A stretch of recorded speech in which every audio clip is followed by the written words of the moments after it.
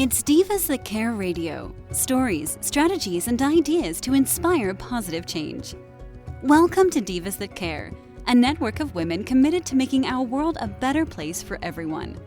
This is a global movement for women, by women, engaged in a collaborative effort to create a better world for future generations. To find out more about the movement, visit divasthatcare.com after the show. Right now, though, stay tuned for another jolt of inspiration. Well, hello, everyone, and welcome back to the Divas That Care. My name is Candace Gish. If this is your very first time tuning into us, a huge welcome. We are now in our 14th year, and we're listening to over 30 countries around the world, and we are having a blast. We have so many amazing hosts, and we have extraordinary guests, and it's just so much fun to be able to do this, so we're so happy that you're checking us out. And for all of our returning listeners, thank you. You know We've got a great one for you today. Her name is Jennifer Beeman, and I can't wait to get to know her. So welcome to the show, Jennifer. Thank you so much. I'm so glad to be here. Oh, gosh, I'm excited to have you today. Would you mind introducing yourself to our listeners? Yeah, sure. I am a documentary film editor. That's been my career for the last 35 years. But I've also, in the last several years, created a method, what I think is a completely unique method for talking about tough topics. And that sounds like a strange diversion, maybe, to go from documentary film editing to helping people talk about things.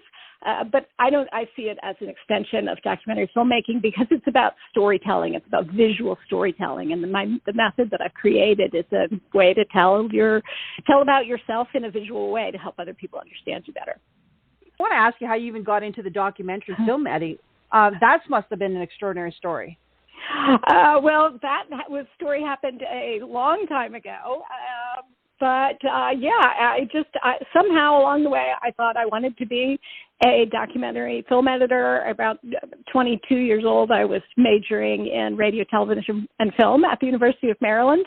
And I dropped out of that because I had a internship to be an editor, and it's all I ever really wanted. As soon as I got my hands on film and started putting together how people see how you tell a story, how you use visual and metaphor to tell a story, I was just totally hooked on that. So I've been doing that for the last 35 years for like National Geographic, and I've done some feature documentaries, like a recent one called Call Me Dancer, which is about a kid from Mumbai that just wants to be a dancer, and we follow his journey, and that's doing really fantastic in film festivals right now. Really excited about that. And now I'm working on one about the Dalai Lama. So that's been, I love editing, and I think I will always want to edit. But now my baby is this new conversation tool, which sort of came out of that in a weird, convoluted way. Well, it's our journeys, right? We never know where they're going to take us. And it sounds like your journey has been one extraordinary one. I think so. Let me tell you about how I got involved in this new method for having conversations, which was about 7 years ago when I saw a problem that I felt for myself, and I thought other people probably have this problem too. And I kind of went about trying to fix it. Problem was talking about hard topics and emotional things and conflict and personal stuff. And sometimes it's hard to share, hard to get out all the things you want to say. The mind is this really complex place. And sometimes it's hard, too, for the other person to hear what you're saying. At the time, I started this women's discussion group about sexuality. It was giving women a place where they could talk about stuff with other women and talk about things they might not feel comfortable sharing even with their friends, or have a hard time talking about it with their partner. I definitely felt that for myself, that I had a hard time talking about super personal things with friends. The group of women that I was in, sex was sort of off the table. I know that's not true for some people, but it was in my little group.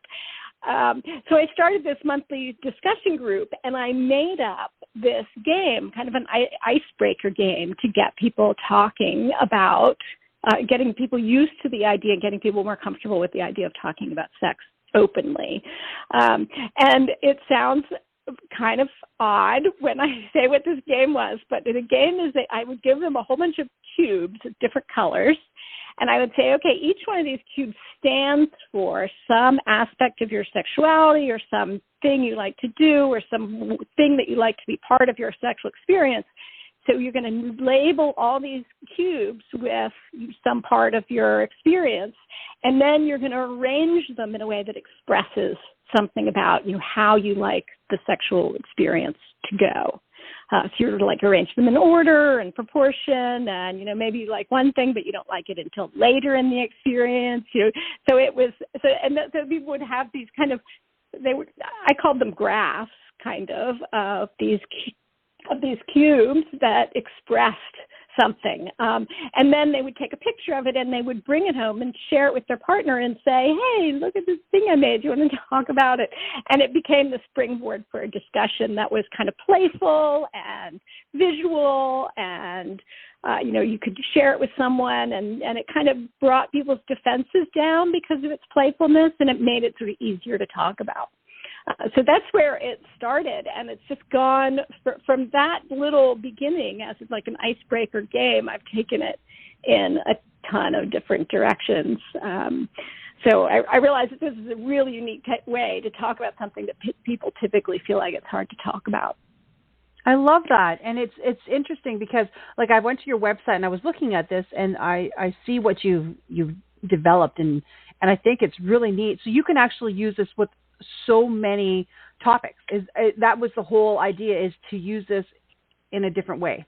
Yeah. So I realized during the pandemic, actually, I realized that there are a lot of things that people find it hard to talk about, not just sex, which, many people do find it hard to talk about, but there are a lot of other things that are hard to talk about. And I started using this tool to talk to my partner about, like, our relationship, our goals, how we handle conflict, a way to talk in a new way about the same arguments you've been having for 30 years, which I think is a common experience, with people that you just keep arguing about the same thing over and over.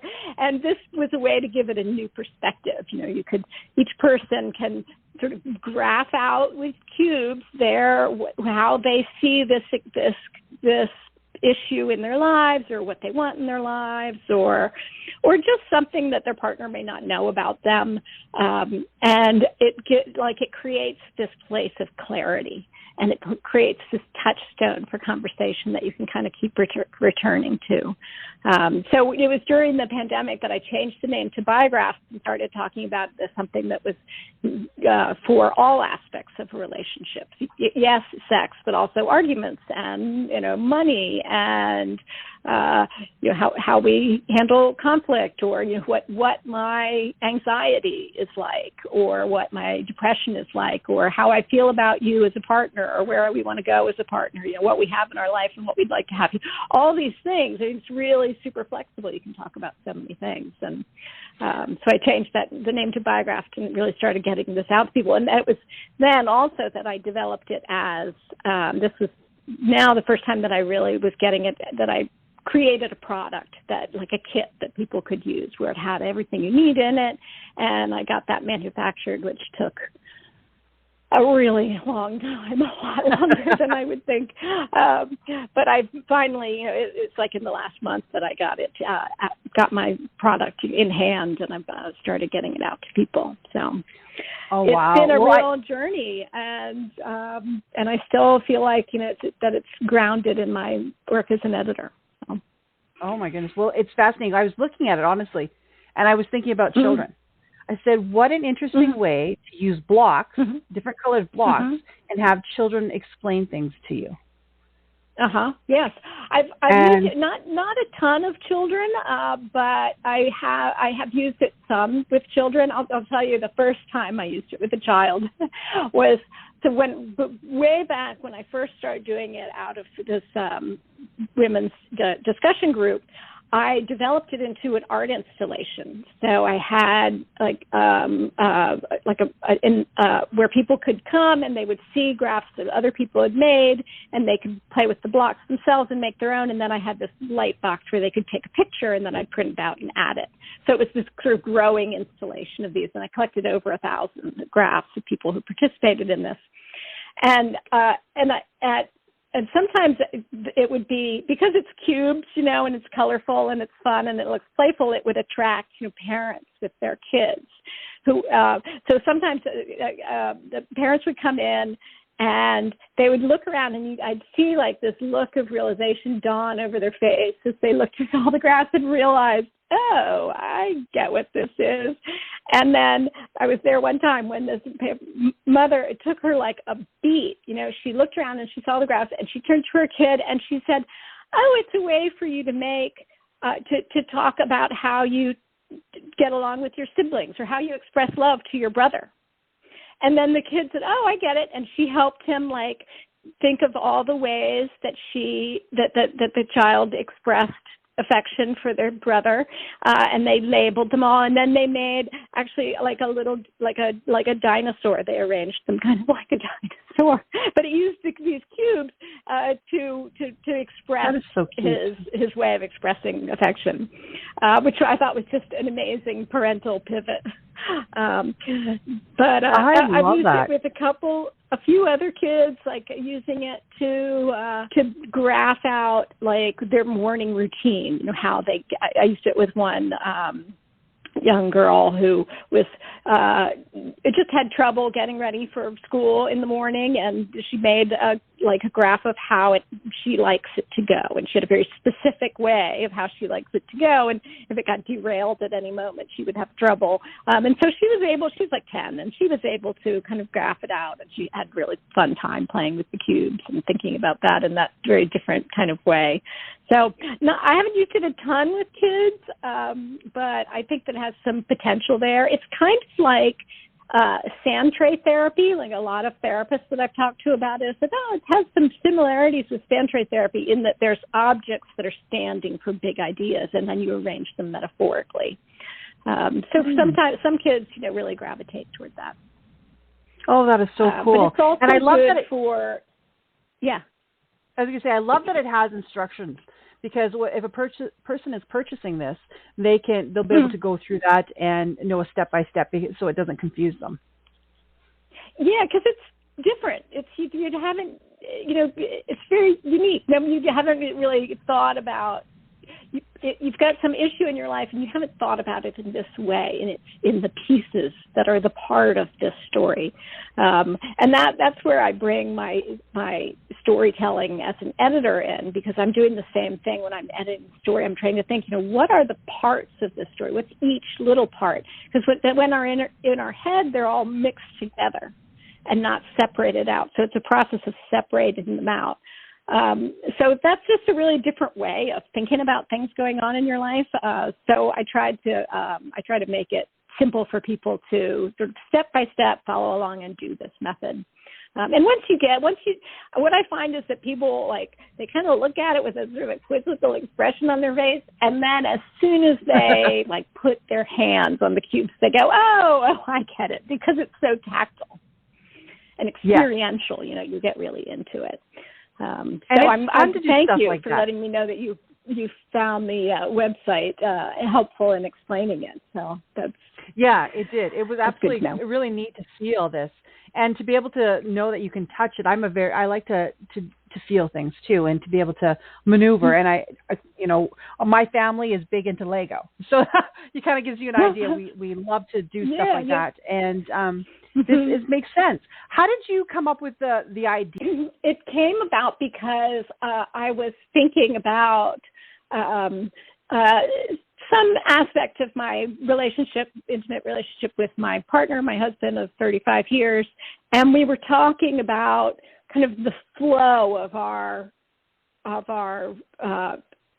sexual experience, that ways that it's different. Sometimes things happen in this order, sometimes things happen in this order, and I just get this brainstorm, and I got out these Mequon blocks. Maybe nobody knows what Mequon blocks are, but we homeschooled our kids, and they're these manipulatives for learning math concepts. They're centimeter cubes, and you use them to learn addition and subtraction. But I pulled them out and I said, and we started playing with the blocks and arranging them in different ways and kind of labeling what the blocks stood for. So it was Miquon blocks and homeschooling that gave me the idea. And as soon as we were doing it, I was like, I was already doing this women's discussion group, and I said, oh, this would be great for maybe people would like this in my women's group. So I went online and ordered a whole bunch of 1 centimeter cubes, and so that's how it started. And as soon as I brought it and introduced it to my group, the women all loved it, and I could see like these light bulbs go off, because I'd tell them about it and I'd present them, and they'd like look at their palette, and they kind of, a couple of women would have this like, I actually don't know what I want. When I try to think concretely, what are the things and what is the order that things happen? It's like, what do I want? And so, it forces you to think about something in a way that you've never thought about it before. And that makes you come up with new ideas. So, I see people do this and have, revelations all the time, because it makes such a space for clarity. I was working once with a woman who was doing it about a difficult relationship she has with her child, who suffers from a lot of anxiety, and she was talking about navigating, her feelings as a mother with her, trying to help her child and her feelings about it. And as she was just like putting down the cubes and labeling things, and she put down one that was, they were things like my desire to help him, and my frustration, and how my husband feels, and his sadness, and my sadness for him, and all these things. And what she labeled one that was my disappointment with him, and she wrote it down, and she kind of like, I've talked about this so many times, and I've never expressed that before or thought that before, but I can see that as a little piece of it. And it was such a moment for her to see that. She was ashamed, but at the same time also glad to know that was a piece of the story for her, because it brought it out, and then as she was playing with the cube, she was able to put that one aside, acknowledge that yes, it's there, but I'm going to put that to one side. Yes, thank you for that knowledge. Now you're not going to be part of my experience anymore. Wow. So, I think that I see things like that happen because it's this way of deconstructing a story where you really think about all the parts, in their unique positions. And then as you're moving the cubes around, you can relate to those parts in different ways, and yet see them all as a whole. I just think it's really, I think it's super deep and amazing, and it's so simple, but it can people gain new perspectives, and their partners can gain new perspectives from seeing what they've created and talking about it. I can see that, and I think it's a unique way, and it helps with the conversation. It gets people talking where they might not have, like you said before, talked, and really explain things and share how they're feeling. And I love it. It's so unique. How can our listeners check you out? What is your website? Well, it's called Biographs, and it's biographs.com, and it's Biographs is BIOGRAFFS. So it's like, I'm also on Biographs on Instagram and on TikTok. So again, that's BIOGRAFFS, Biographs. And that's kind of a play on like a biography. It's like but you're making a graph of it, and so it's your story in a graph form. So that's where I got the name. And I have a lot of resources. I have actually on my website on biographs.com, I also have, I made it as an online tool. Like you can go without buying anything at all. You can just use the tool for free, and you arrange the cubes, so then you can send a picture of what you made to yourself. And I just think it's a great icebreaker for a conversation. There's something I want to talk about, something I want to share that I have maybe a hard time talking about. Here's this picture of this thing I made. Let me tell you about it. So it's like a way in to any conversation. You can text it to your partner and say, hey, let's talk about this.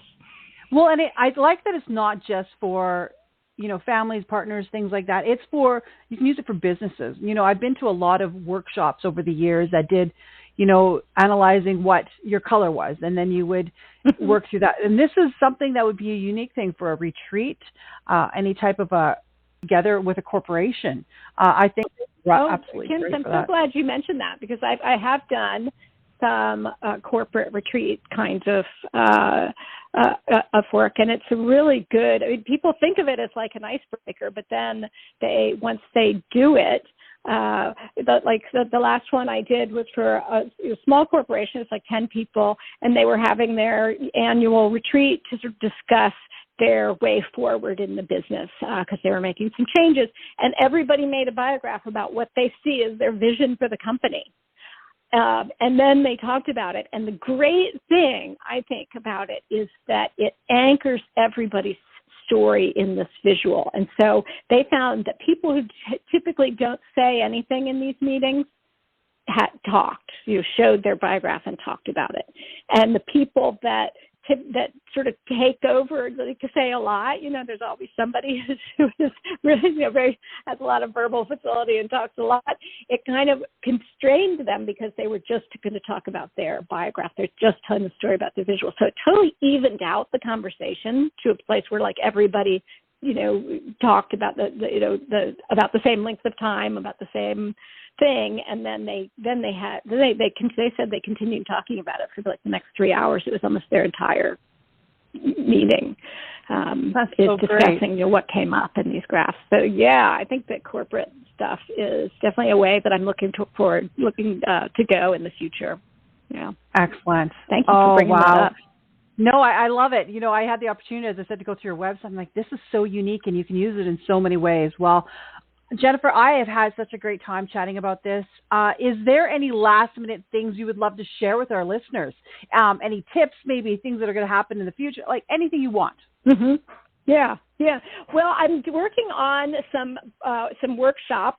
So if you come to biographs.com, you can sign up to get on our email list, be notified of workshops, and you can also find there some training videos that I've done, because the one thing I think people could really use this for is in therapy, like therapists using it with their clients to talk about tough things or to get a new perspective or to get them unstuck. So I've got a training video for how a therapist can use it with their client. You'll find that on my website. I think that can be really helpful for people. Perfect. All right. Well, thank you so much for being my amazing guest today, Jennifer. I hope that you will come back on and share some more stuff in the future. Oh, of course, Candace. Thank you so much. I've really enjoyed talking to you, and I appreciate you having me on. Not a problem. This was great. And I love that you said that you homeschooled your children. I just wanted to do a shout out to that too. I actually homeschooled all 4 of my daughters. So it was an amazing opportunity. Oh, really? We'll have to get together and talk about that sometime. Exactly. It's always an adventure. Lots to say about that.